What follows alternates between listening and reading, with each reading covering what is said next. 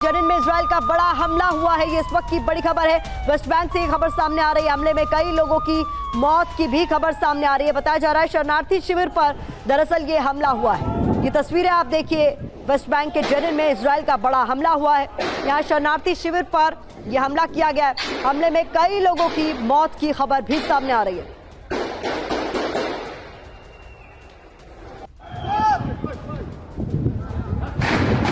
और इस बीच एक और बड़ी खबर हमें मिल रही है। बता दें आपको, दक्षिण लेबनान में आईडीएफ का बड़ा एक्शन नजर आया है।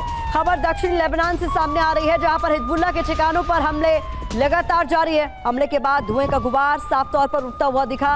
ये तस्वीरें लेबनान से सामने आई है, जहां पर हिजबुल्लाह के ठिकानों पर हमले किए जा रहे हैं।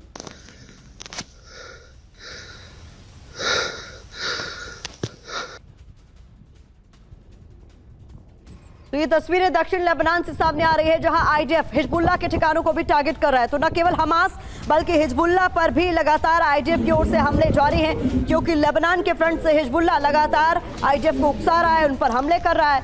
ऐसे में ये तस्वीरें आप देखिए किस तरीके से यहां पर आईडीएफ का एक्शन नजर आया। तो रियाद में 57 देशों की बैठक तो हो रही है, लेकिन बैठक में सभी देश एक साथ आएंगे या बट जाएंगे, ये सवाल बड़ा है। ये कोई नहीं जानता। बैठक का आयोजक सऊदी अरब और बैठक में शामिल ईरान एक दूसरे के धुर विरोधी रहे हैं। ऐसे में बैठक में क्या हो सकता है, इसे समझने की कोशिश करते हैं। दरअसल ईरान इजराइल का विरोधी रहा है, तो सऊदी अरब का रुख उस पर नरम रहा है। ईरान इजराइल पर हमले की धमकी दे रहा है, तो सऊदी युद्ध विराम की बात करता है। इसके अलावा युद्ध में ईरान हमास को समर्थन की बात भी करता रहा है, तो हमास को लेकर सऊदी तटस्थ रहा है। यही नहीं, आपको बता दें कि ईरान और अमेरिका की दुश्मनी भी जग जाहिर है, तो सऊदी अमेरिका का मित्र देश है, ये आपको समझना होगा। एक और बड़ी बात आपको बता दें, ईरान मुस्लिम देशों के लीडर बनने की मंशा भी रखता है, तो ईरानी राष्ट्रपति रईसी को सऊदी अरब से चुनौती समय समय पर मिलती रही है। उधर मक्का के इमाम का साफ साफ कहना है कि मुस्लिम देशों को युद्ध से दूर रहना चाहिए। आखिर इस बैठक में क्या क्या हो सकता है, वो भी आपको बताते हैं। बैठक में जंग रोकने और युद्ध विराम पर प्रस्ताव आ सकता है। इसके अलावा गाजा की मदद पर भी इस बैठक में बात हो सकती है। साथ ही इजराइल की निंदा भी की जा सकती है। वहीं फिलिस्तीन को समर्थन के लिए सभी देश एक साथ आ सकते हैं। हालांकि इन सब के बीच बड़ा सवाल यह है कि इजराइल के विरुद्ध ईरान और सऊदी अरब क्या एक साथ आएंगे, ये बहुत बड़ा सवाल है। ब्रजेश जी, क्या लगता है आपको, ये सब एक हो पाएंगे क्या? एक मंच पर आना और एक मत होना, दोनों में फर्क है।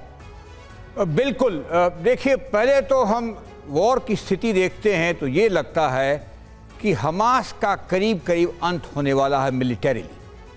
ये 5 हफ्ते के अंदर उनको स्क्वीज कर लिया गया है, आइसोलेट कर दिया गया है। गाज़ा को 2 भागों में बांट दिया गया है, और नॉर्थ गाज़ा जहां पे हमास का सेंटर है, 3 तरफ से इजरायली आईडीएफ घुस गई। तो इसके बाद क्या लगता है, अगर इसका विलन ईरान है तो क्या उसको खतरा है? बिल्कुल उसको खतरा है।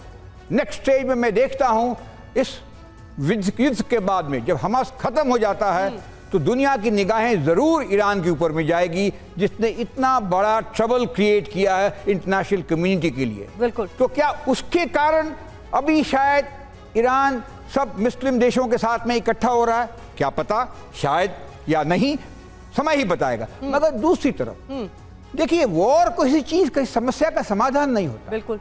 वॉर एक जरिया है, एक प्रोसेस है, और डिप्लोमेसी से ही चीजें क्लियर होती हैं और प्रेशर ग्रुप बनता है, नेगोशिएशन होता है। तो ये हम कह सकते हैं कि इस माहौल के अंदर जो पहल हो रही है मुस्लिम देशों की, वो एक अच्छी पहल है। अगर वो चाहते हैं कि किसी नतीजे पे निकलें। नतीजा क्या हो सकता है?